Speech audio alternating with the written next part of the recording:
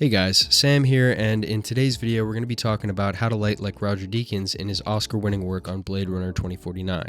Now, Blade Runner 2049 is a very slow, steady, methodical, driving story with a plot that unfolds throughout every scene, creating an escalation of events and thus the steady build that draws an audience in. The cinematography is a huge part of what draws you into this film because the film is very visual by nature. It perfectly serves the story and the style of filmmaking. What I love about Deakins' cinematography style is its simplicity. Most of the scenes in Blade Runner have very few light sources. They may have 1 to 3 light sources per scene. Now, that light source may be made up of many different light fixtures in order to cover the massive sets and locations used in the film. However, the theory and methodology behind the lighting of these scenes is incredibly simple yet extremely resourceful. It utilizes the location, props, and the story of the film to their full potential. What I mean by utilizing the story is the lighting builds its own world within the film, which contributes to the story.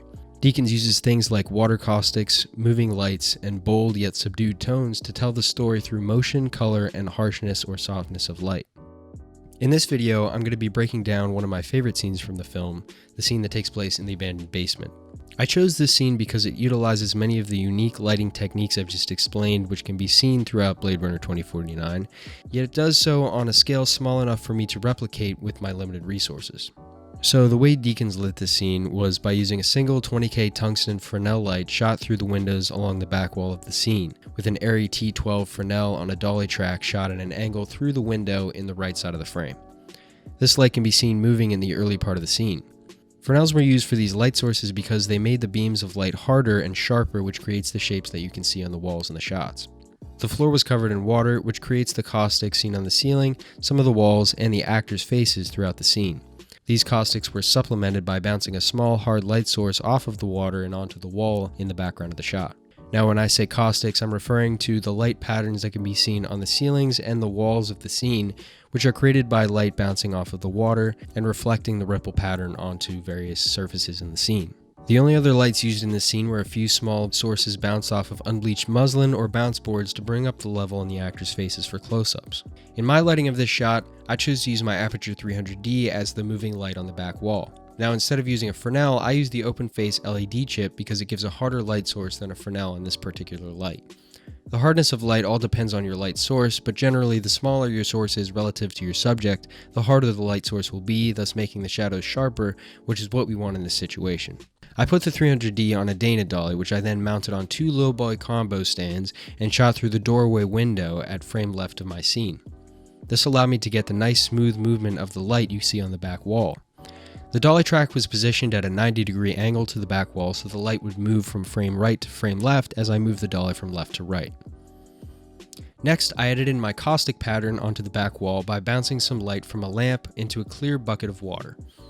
Play around with the angle of your light to get different looks, and keep in mind the harder your light source, the sharper your caustics will be. If you get the water level higher so that your light doesn't have to pass through the walls of the container like they did for me, that's better because your caustics will be much sharper. However, this setup did the trick for this shot. Finally, I added in some ambient backlight coming in through the top back window to act as the 20K Fresnel. I used my Arri M18 clone to achieve this, which was mounted on a combo stand. This just brought up some of the ambient level and added the light pattern you can see on the floor. Now, if my floor had been covered in water like in the film, caustic patterns would have been projected all over the scene by this light, as well as the Aperture 300D. And there you have it. A really simple lighting setup which yields some very interesting and cinematic results. These techniques can be seen throughout much of Deakins' work, especially in Blade Runner 2049. The moving lights, water caustics, and silhouetted characters are all running visual motifs throughout the film, and now hopefully you can apply them to your own films. So that's about it for this video. I hope you guys found this breakdown helpful. I'm really trying to grow my channel so I can keep making videos like this for you guys, so please hit the like button and subscribe for more content like this. If you'd like to see more scenes and lighting broken down from Blade Runner 2049 or any other films, let me know in the comments, and I can certainly go over the theory and lighting setups used, and I'll replicate them on a smaller scale. So thanks again for watching, and good luck shooting.